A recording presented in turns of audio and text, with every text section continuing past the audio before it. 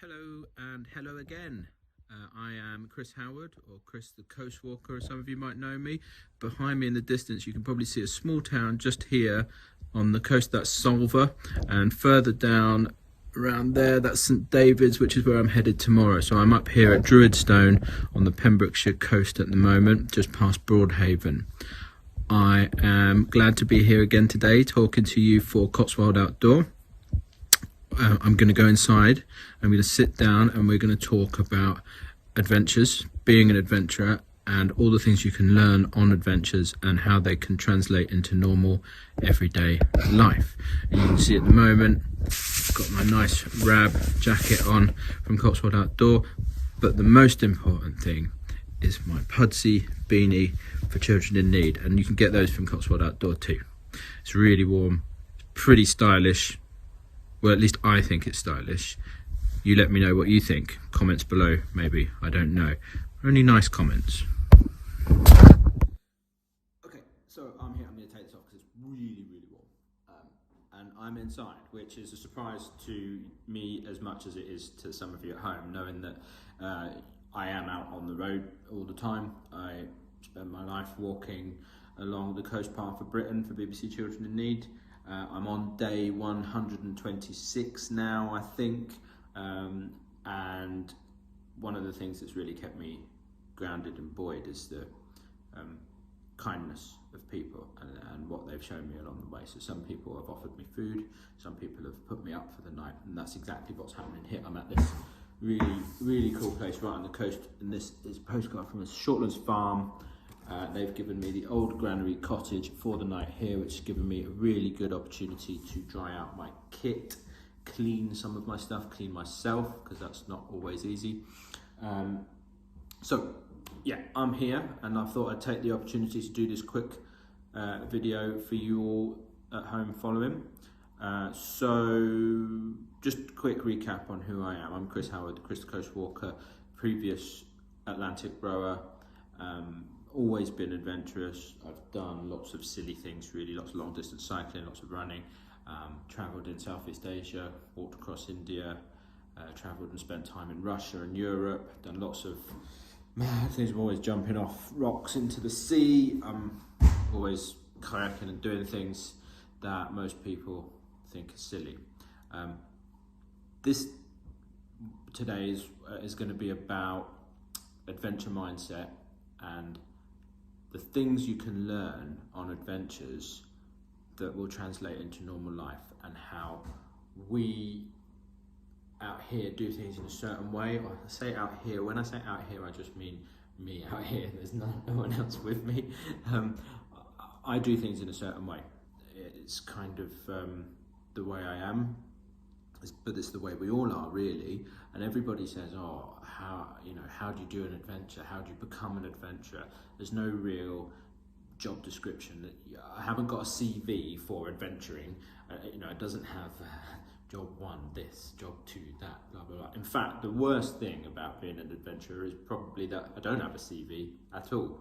And I do have a real job, thankfully, but I spent years and years and years going to interviews for jobs that I didn't really want, and a lot of the time it would be post-adventure or post-travelling, post-degree, post-something amazing, and I'd be looked at by a prospective employer and told, sorry, you just don't have enough experience.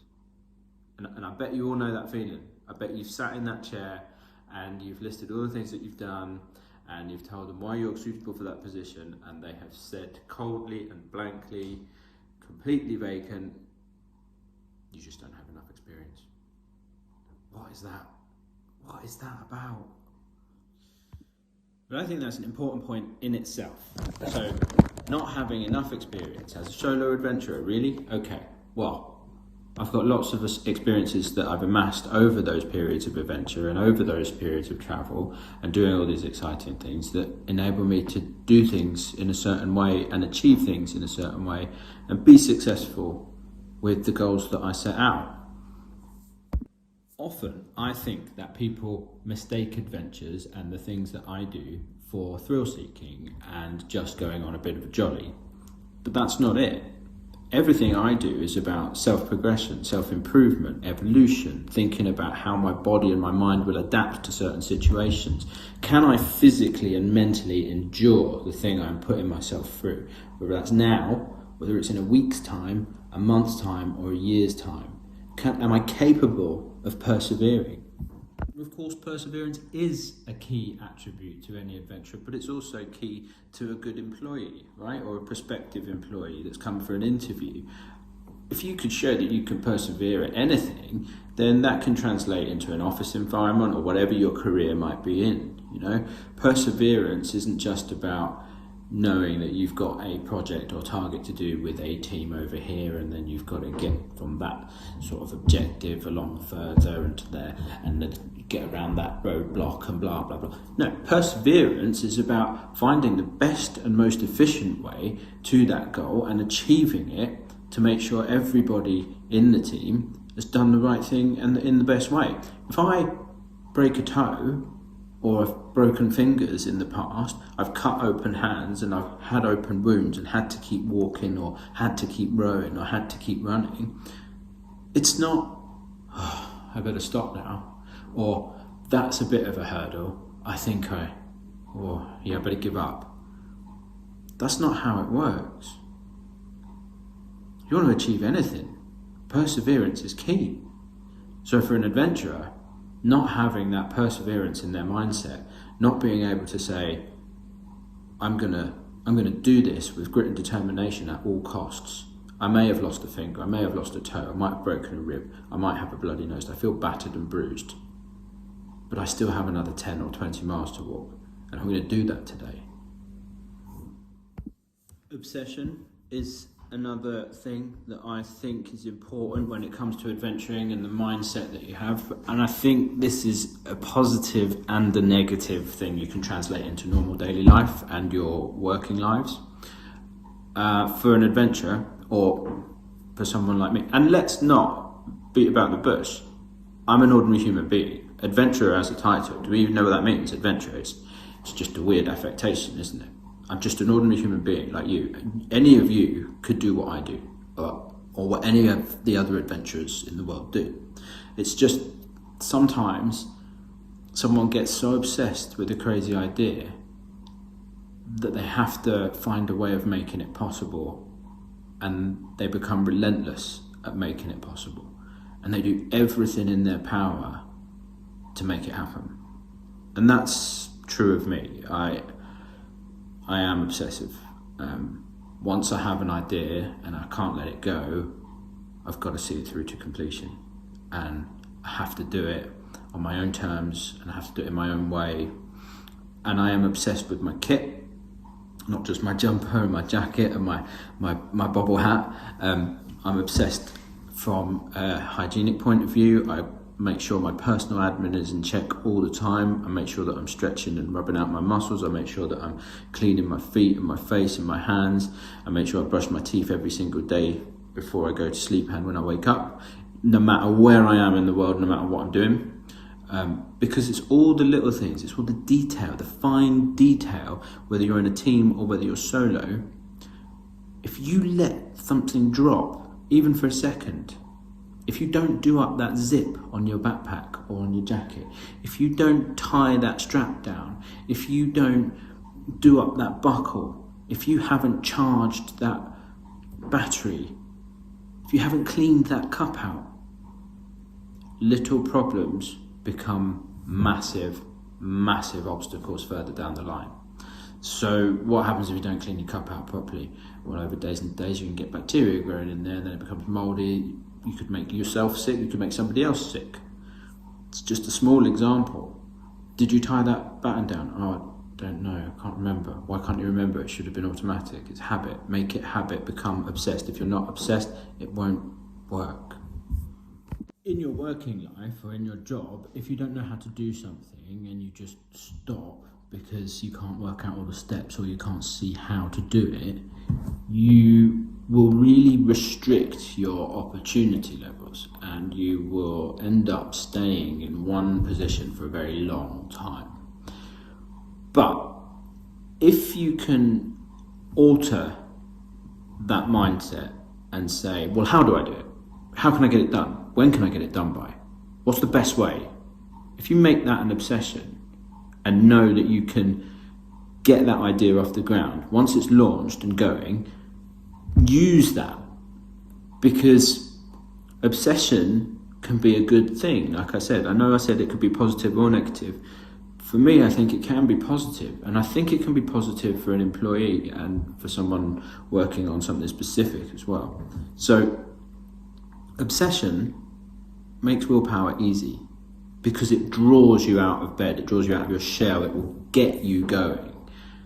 And if that's the case, you don't really need to force yourself to get excited and enthused about it. It's already there, it's happening. You just have to go along with it. What about confidence? Confidence is a good thing. Confidence for an adventurer, I mean, for me, I think confidence is about having the belief in my ability to engage with the situation, my ability to have, well, it is my belief in my own ability to be resourceful and to make a situation work in the way that I want it to work. Confidence is really useful, but don't confuse it with arrogance. Arrogance is not a good thing for an adventurer, and it's really not a good thing in an office environment either, or for a professional. So confidence is really good at work. How can we think about that in terms of what we learn out on an adventure and how it can be used in an office environment?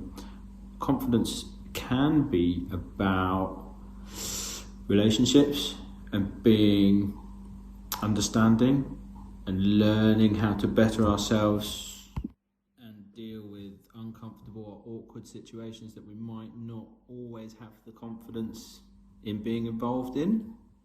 So we can learn resourcefulness from consistently putting ourselves in uncomfortable situations or difficult scenarios that we're not that comfortable or confident in. The more we do that, the more we develop the skills to better ourselves in those situations. And once we do that, we start to understand what's possible and how we react to those things. That builds our confidence levels, and the more confidence we have, the better our ability is to deal with certain situations and scenarios. Once we've honed all those things, we know we can have that belief in our own ability to be resourcefulness, our own confidence. All of this stuff that I'm talking about may be completely irrelevant to some of you, and it might make no sense at all to many of you, but I have a lot of time on my own to think. I have had to lead teams, both professionally and out here as an adventurer. I often wonder where the two meet and whether one is interchangeable with the other, whether one is useful to the other, whether they can work together, whether those two mindsets, professionalism, work, office, environment, etc., adventure, leadership, confidence, where are the differences and how are the happy marriages made between them? Is another good example information gathering and collating data. So you might do that in an office all the time, no matter what job you're in. Everything relies on data these days. Everything's got measured parameters. Everybody's got something to look at, metrics, KPIs, etc., blah, blah, blah, whatever it is.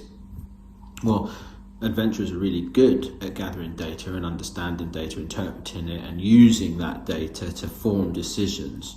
And often those decisions are around navigation or setting up camp or feeding or cleaning or it could be do anything really, but often the risk level with those decisions is greater than it is in, say, an office environment.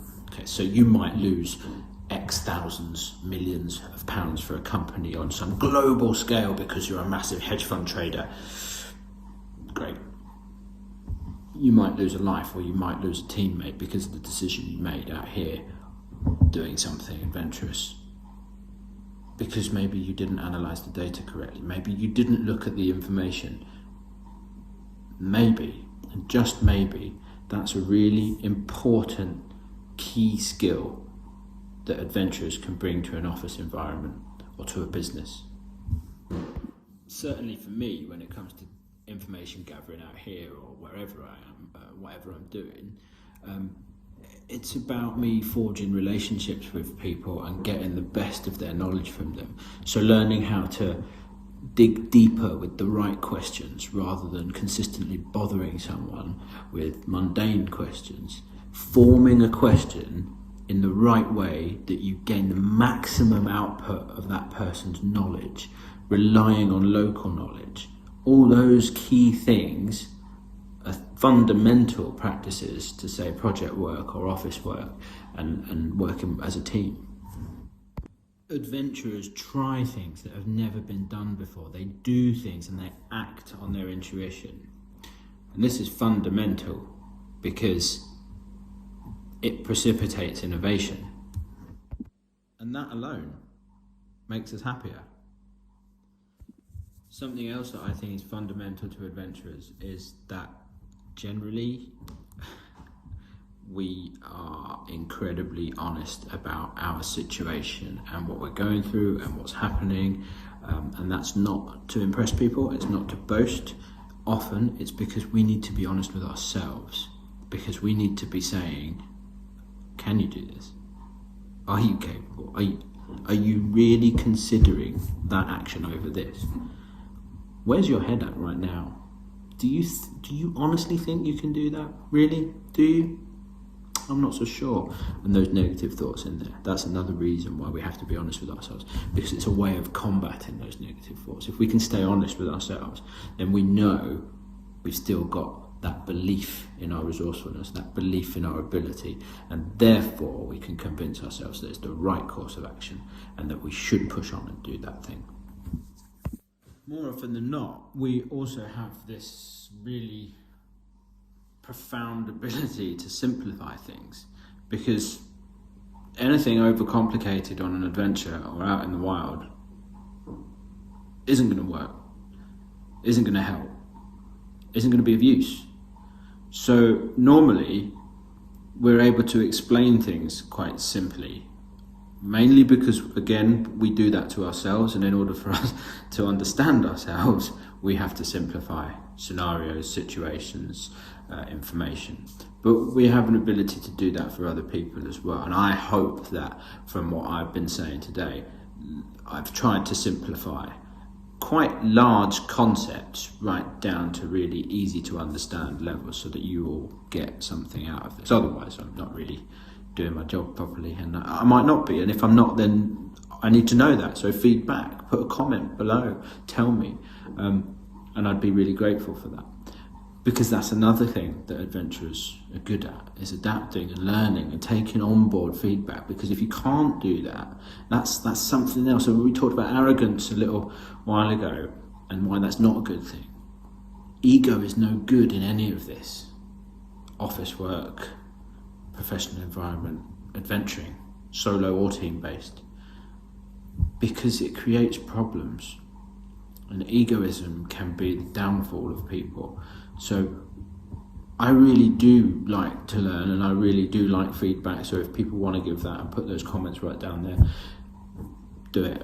I'd really appreciate it, and I will read every single one of them. Likewise, I will read out any questions that you put down there, and I'll always try and respond to them when I can. So if you do write a question down, even though this isn't live, it's had to be pre-recorded because it's the only opportunity I'm going to get for a little while now, just put the question down.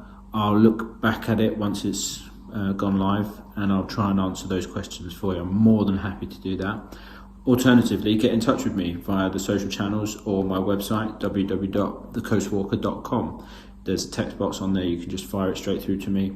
I'm fully supported on my own out here, so my website is kept by me, it's edited by me, it's written by me, all my blogs are done by me, all my video blogs are done by me. I have a feeling that video blog is now known as vlog. I don't know, maybe I'm not down with the kids enough. But do any of that. You can get in touch with me any way you like, and I'm more than happy to talk to people about different things. If you've got suggestions of videos or information or talks that you'd like to see and hear me do, please let me know. I have a few ideas that I've been working on recently. One's about pain management when you're on your own and ways to sort of treat yourself first aid wise, things like that. There's another few things about kit, and there's a camp setup one which I would quite like to do. It's about wild camp stuff. Recently it's not been ideal because I don't have a lot of fancy equipment and it's been very wet where I am, so it's quite difficult to film and set up camp and keep things dry. It's doable. I just worry about damaging my phone because it's the only thing I have which I use for everything, and it's my primary tool, so I don't want to damage that. Even though I've got a really good waterproof case, it's just that little niggle in my head that says don't get it wet. Doesn't matter if you've got a waterproof case, don't rely on it, because what happens if it doesn't work, What I really hope is that you become motivated and feel inspired by the things that I'm doing and by these talks that I do. I want you to feel as though you're ready for action and you can make the changes that you desire to make an improvement or make a newer or better version of yourself and be the best version of yourself that you can be. So I hope that I have facilitated your brain, or I've stimulated your brain enough that you can make that change and affect that change. People are always asking me, why are you doing this to your family? Why are you doing this to your wife? What does she think of this? Surely it's not fair on them, blah, blah, blah. But everybody will have their opinion, and that's totally fine. But the truth is, I am the best version of myself when I am pushing my limits and when I'm out here doing the things that I love and that make me happy. If I'm the best version of myself for me, then I'm the best version of myself for all of them. My children, my wife, my sister, my brother-in-laws, my sister-in-laws, all of my in-laws and extended family, my mother and my stepfather, whoever you can think of in your life. If you want to affect change in yourself, you must know that it will affect them too. And being the best version of yourself is best for everyone. Something else that's really important for an adventurous mindset, and something that we should take away from today and apply to normal life. I mean, everybody should try at least to apply this to normal life where they can, because it's something that I didn't learn and had to teach myself the hard way quite often. And it's learning to let go. Think about all the things that we say and the what ifs and the maybes and the potential for the wrong things or the bad things to happen further down the line. We have a tendency as humans to cling to that stuff, all of those bad potential things, like, oh, well, what if that happened? Or maybe that would happen. Or, I couldn't possibly do this because, there's potential that X, Y, or Z. But the truth is, we don't know how things are going to pan out. So we have to learn not to worry about the things we can't control, and just think about the things we can control, because those things that we'll be able to influence will then have a positive effect. The rest of it, just let go.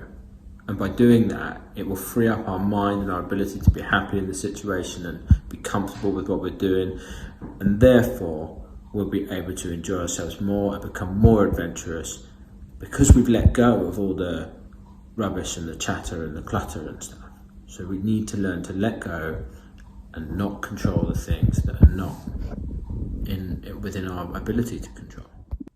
In addition to that, learning to be patient is a real skill. Knowing that you can have the patience to understand that staying in the moment and enjoying it just for the moment's sake, that's really important. It would be too easy, wouldn't it, if an adventure was leaving your door and getting to the end destination with nothing between. We talk about that journey being the thing, and it really is, because that's what gives you improvement. That's what helps you develop as a human being. That journey, all those little things that you learn on the way, that journey is the thing. It's not the end destination. It's not that final goal. It's how you got there. It's what you learned. It's what you did. It's what you saw. It's what you smelled. It's what you heard. It's what you felt deep down within. It's the journey. So being patient. And another thing about being patient is it gives us time to be grateful And that's really important. And I know that seems strange to think about. How do you think about patience with gratitude? Well, often, the last thing I want to do when I've been offered a room to stay, or when I've been given a meal by somebody, having been out for God knows how many days in the wet and the cold, walking 25, 30 miles with my backpack, the last thing I want to do is sit down and answer every single question they've got, which is the same question that everybody else has asked me for 100 and however many days. But I do it. I do it every time, and I feel bad if I don't seem enthusiastic or motivated by it, because I'm a patient person and I'm grateful for the things I've been given, and I'm grateful for the opportunity and the kindness and the support and the level of interest. I'm grateful. But that's rooted in me being patient and just knowing that no matter how long something takes, being patient with that journey and enjoying it is what's going to help me learn and improve and become a better person. And that's just not, it's not just something for an adventurer. It's not something solely reserved for me.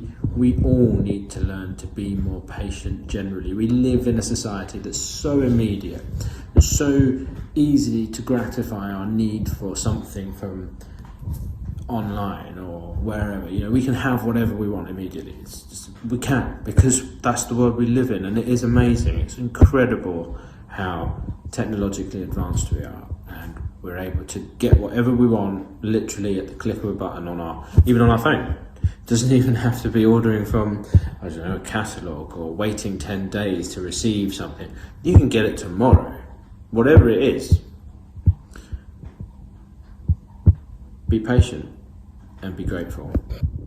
Try always to remain positive in the face of any scenario, no matter how adverse, no matter how bleak, no matter how dire, you know. And I'm not just talking about, oh, what a horrible, grey, miserable day. You know, that's not an adversity, that's not a terrible problem. I'm talking about anything that happens in life that really affects you to the core.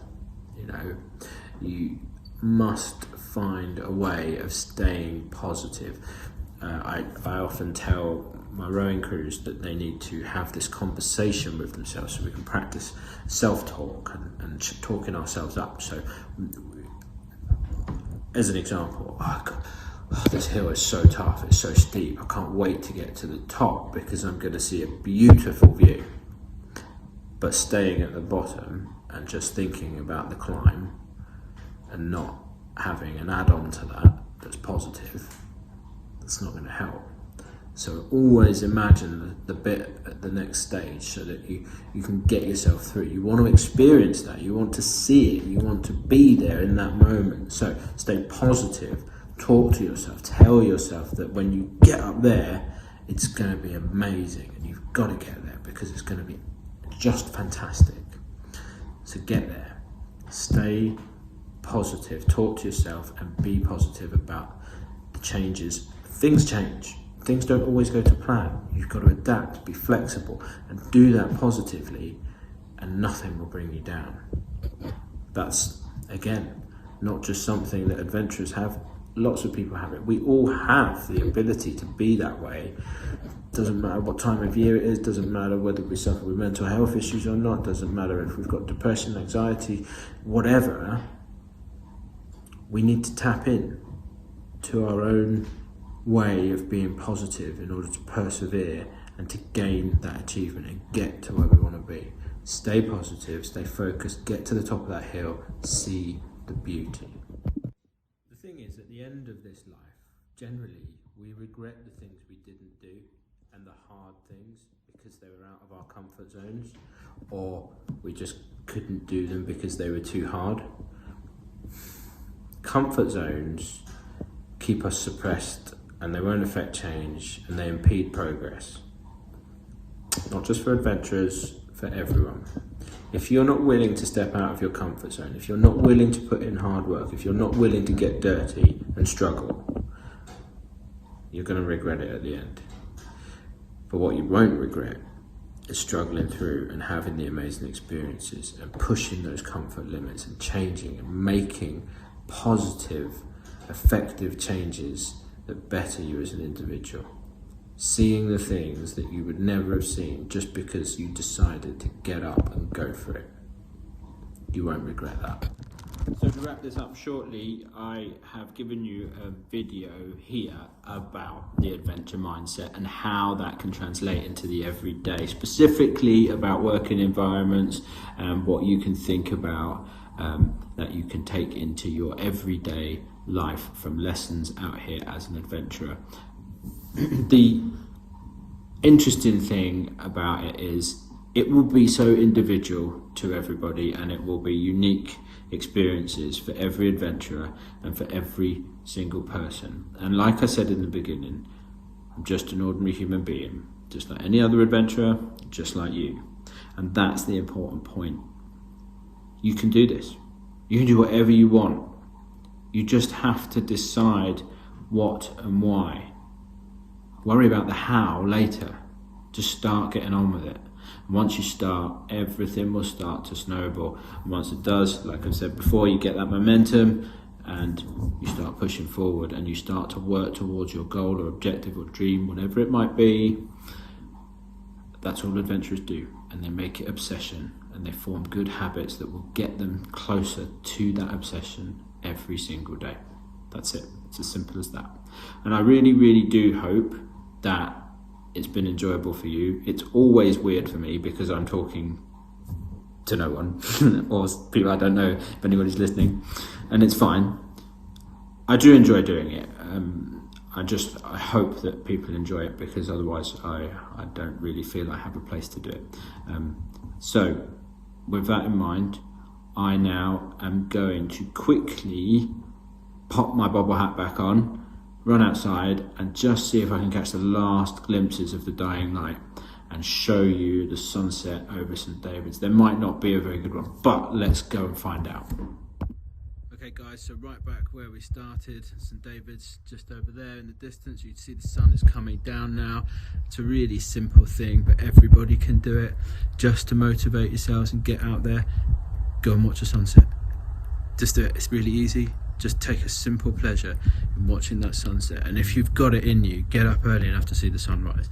If you can do that, you can do anything. It's all possible and all achievable. Have a really, really great evening, and I hope to speak to you all again soon.